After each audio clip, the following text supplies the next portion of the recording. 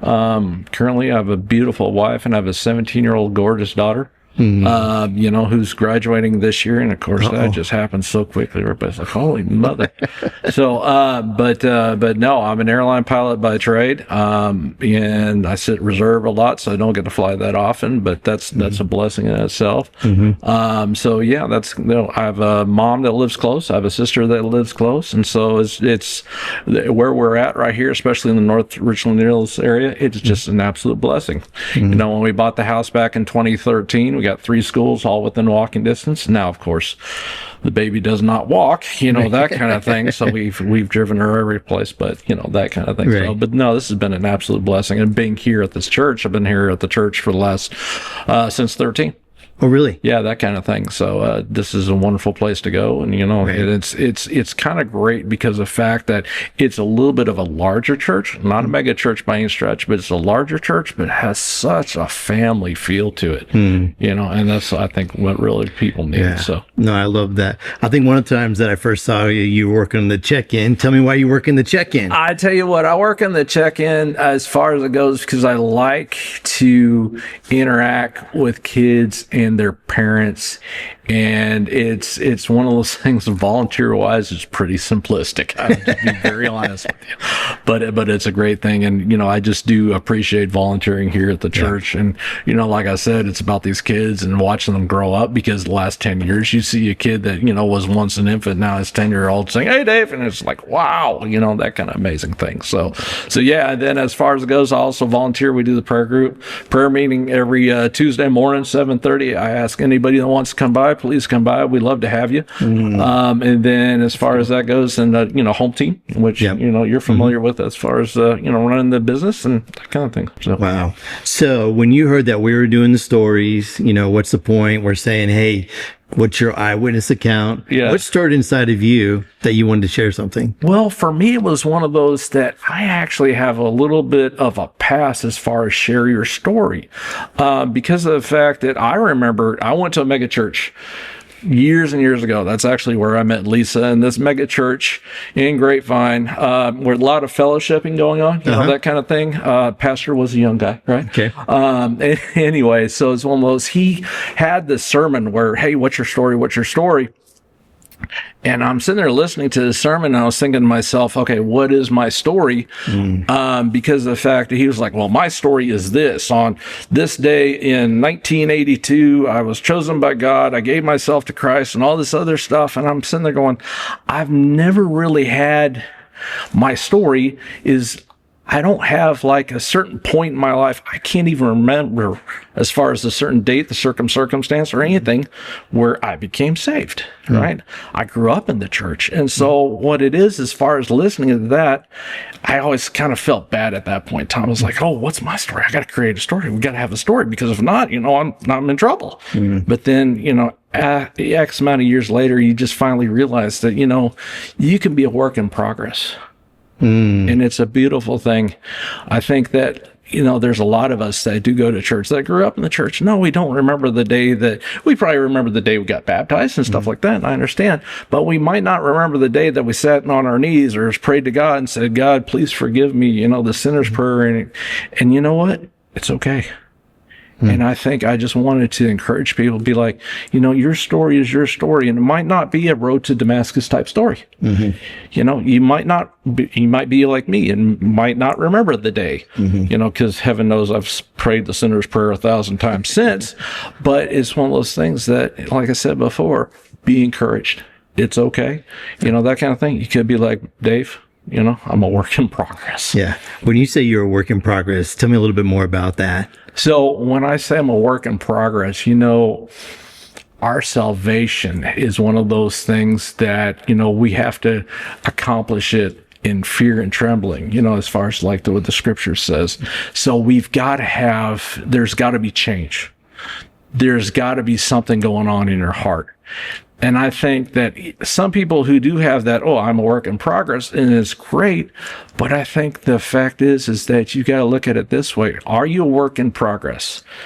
Are you the same that you were 10 years ago, 20 years ago, and in some cases 30 years ago? And if you are the same, then that's something that you need to challenge yourself and get with God and just basically open up your heart, because that's what he wants, that kind of thing. So don't use the I'm a work in progress as a crutch, that kind of thing, but be that work in progress. And like I said before, respect your salvation with fear and trembling. And I think that's a big part of it. What do you think? So one of the things that we have here at the church is a 3x3 testimony, which basically says your life before Jesus, when you met him, and with him. So in your journey, a lot like mine and others, a big part of it's with him. Yeah. It's like, so tell me a little bit about your story there, like your eyewitness account of doing life with Jesus. I think for me personally, and we have the spiritual stories, right? We have the stories of where we've seen maybe a vision, or or we see people that were on their deathbed and then they're alive, and everything's going great, and that kind of thing. But I think for me, it's one of those things. It's a heart posturing that has changed in the last X amount of years.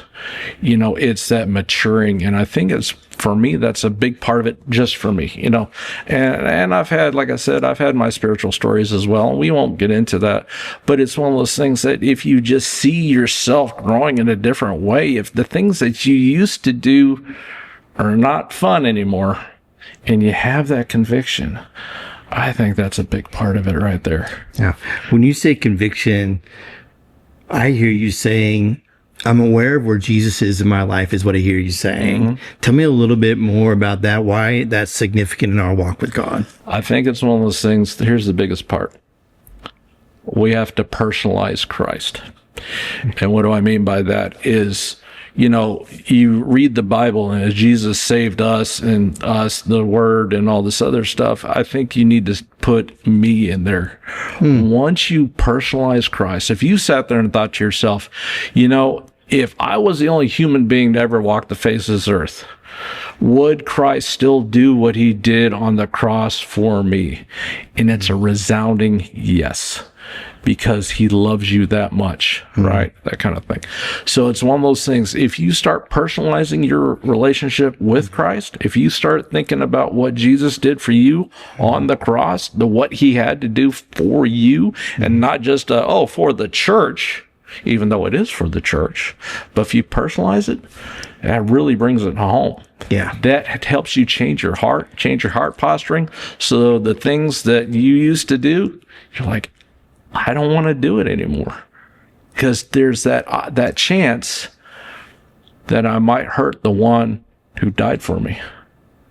And that's a heavy feeling. That is conviction in the whole. Yeah. Tell me a moment when you really felt like Jesus loved you. Oh, there's been plenty of moments. But I think for me personally, as far as like growing up, my parents were divorced, helping me through that. And then in the last X amount of years, and everybody's got a story, and I get that 2020, nobody came unscathed out of 19, 20, 21. Everybody's got a story. But for me, I suffered a stroke in 21. And it's one of those things that was one of the, for Christ to help me out through all that, because I didn't, there was a lot of backstory to it, but I tell you this, I suffered a stroke, and physically speaking, I'm fine. I would dare say mentally speaking, I'm fine. I still have all my facilities. My wife, she might not agree with that. Definitely not my child, but it's one of those things, just kind of, that basic thing. And you just kind of know that God's with you through all of it. Wow. And so that's one of the latest stories for me. Yeah. But you look at it this way, you look at your past, and you wonder why God has led you through some of these things, or why the things were allowed to happen. And when you get to a certain age, you're like, the reason was because of that. We might not know when we're going through it. Matter of fact, chances are we won't know while we're going through it. But after the fact, you're like, there's my story. Yeah. What would you say is the biggest lesson you learned out of that season, having the stroke? And Trust in the Lord, that he knows what he's doing. You know, that kind of thing. Because anytime you go through a season like that, and I thought about it the other day, when we go through seasons in which it's not just one thing, it's another thing, it's something out, and it you just feel like you're getting beat up. That's the only thing you have left, is just trust in him. He knows what he's doing. He's going to see you on the other side, that kind of thing. And when you do, when you trust, when you just open up and you're like, I can't handle it. Oh, the relief is phenomenal. Tell me a little bit more about that, because that's an important part. For me, it was one of those things that, you know, the biggest scare, because I think anybody, as far as, well, a lot with men and maybe some women, you know, our job is our identity. Yeah. And so when I had my stroke, my FA medical was gone. Now I can't fly an airplane. Wow. Well, who am I? You know, what's my identity? And so it's one of those things, just to trust in him. And yeah, I had to. I didn't know I was going to get my medical back. You know, I did not know that, you know, I would ever actually be at the controls of an airplane again and doing what I absolutely love. You know, so I just had to sit there and say, Lord, it's in your hands. If this is the route you want me to go now, you know, as far as doing something different, let me know. If not, I'm still going to press for this, you know, trying to get back my medical and flying and stuff like that. And so I was very fortunate that, you know, I'm back to flying and, you know, that kind of thing. But you have to put your trust in them. Let me ask you this question. A lot of people that are in that situation, a lot of times trust involves silence from God. Mm-hmm. Like you're asking and you have, I know this would work great. Yeah. I got this figured out, God. Yeah. I don't mind having a little bit of suffering, but it could end right here and we'd be great. You know, that type of thing. Yeah. What did you do with the silence? I think with the silence, and that's one thing that drove me back to the Word. It drove me back to Him, just learning about Him, because trust has to do with a lot with love. And I learned how to love God more than I have ever learned how to love somebody in my life. Wow. You know, that kind of thing. And so that was it. I just went back to the book, you know, that kind of thing. And like I said, the hardest thing about trust is letting go, because you can have good days and you can have bad days. You can have days where it's like, yeah, I let it go and everything's good. And then the next day, Satan just hits you with, well, what if? Yeah. You got to give those what ifs to God, because He's got it. He already knows what's going on in your life after the fact. He's already so far ahead of you, because here's the thing about God. God is not constrained to time. God knows all about what's going to happen tomorrow. God, there's no surprises to Him, right? That kind of thing. Yeah. But some of these times, guys, as far as it goes, it's a test of faith. And it's not easy. But you know what? All you got to do is you got to bear with Him, and He will see you through. Wow. Tell me why you leaned into the Bible. I mean, a lot of people could lean into other things that would disassociate from the pain or frustration. Exactly. Why was that something that you leaned into? Because, you know, it's kind of funny. It's one of those things, that's what I grew up with to an extent. And I'll say to an extent, because we were not, I mean, yeah, I went to church when I was a little kid and that kind of thing. But when you search for God, there's only one place. There's many places you can find Him. But I tell you what, the one place that you're guaranteed 100% that you will find Him, that there will be answers, is in that book. And that's the reason why, if, you know, it doesn't matter what you're going through life, you can have the best time of your life. Nothing can be wrong. Everything's coming up roses, whatever. Daily, hit the book. Wow. Daily. And it's one of those things that I can't tell you. It kind of fulfills you in a way that probably nothing else out there can fulfill you. I love that. Tell me, in your time where you're looking into the book, you're reading, tell me what your experience was when you're desperate and you're leaning into trust. how the Bible was either more relevant or deeper. You know what I'm saying? Like there are moments when you're like, oh yeah, I've got to get through a passage, or maybe Pastor Jay or Dusty says, hey, turn to this passage, and we read it. But then you're at a place where you're desperate. Right. You're trying to find it. Talk to me a little bit about in that season, what it was like to read the Bible. I think it's one of those things that the cool thing about the Bible is keep in mind the characters in the Bible.